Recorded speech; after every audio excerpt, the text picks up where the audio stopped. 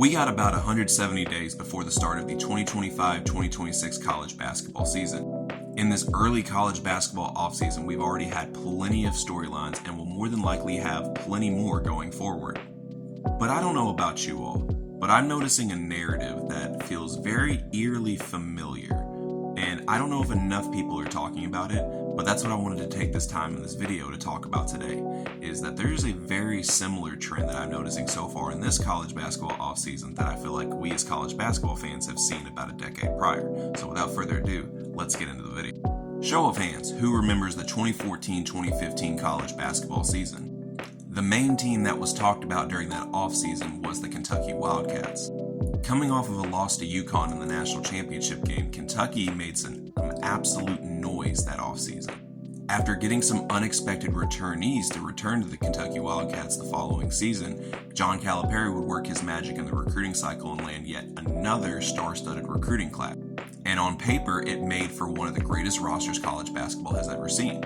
And as we all know, as the season would play out, Kentucky would dominate through the regular season and make it all the way back to the Final Four, where they would lose in heartbreaking fashion to the Wisconsin Badgers.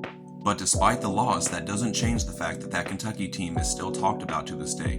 They are widely considered as one of the best teams, if not the best team, to never win a championship, and also had an insane 9 players drafted into the NBA. But more so than anything, the buzz around that Kentucky team was otherworldly. You could not turn on another college basketball game without hearing about this Kentucky team because of the great things they were doing throughout that regular season. But of course, with all the buzz that that Kentucky team was getting, there was another team that was quietly having a great season and was also national championship contending that not enough people were talking about that year. And that team was the Duke Blue Devils, who, if you remember, was headlined by a veteran savvy guard who had faced all kinds of adversity during his Duke career. And of course, recruiting-wise, they were very publicly headlined by a massive package deal between a stud guard and a stud big man.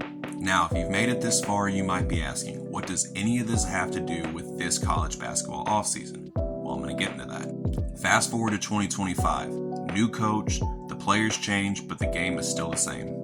Kentucky, after having a very successful first season under head coach Mark Pope, looked to have an absolutely loaded roster for the 2025-2026 college basketball season. Kentucky yet again has some key returnees that some may view as unexpected. They have a good recruiting class coming in, but this time around, they are absolutely dominant through the transfer portal. Because of how loaded this Kentucky team looks on paper, I expect them to be one of the most talked about teams throughout the college basketball season. But yet again, there is another team that is quietly going under the radar as far as off seasons go. Yet again, the Duke Blue Devils are headlined by another veteran-savvy point guard that has faced adversity through his Duke career. And of course, during the recruiting cycle, they are widely headlined between a package deal between a very good guard and big man duo. Now, I know this fit would be a little better had Shelton Henderson not decommitted from Duke and followed Jay Lucas to Miami, because they would yet again have the Justice Winslow essentially of this team, as in having that multi-versatile wing that is athletic and can defend and is from Houston. But as Zion O points out on Twitter, they did land a transfer big man from Rice, and the last time that happened, I'm just saying.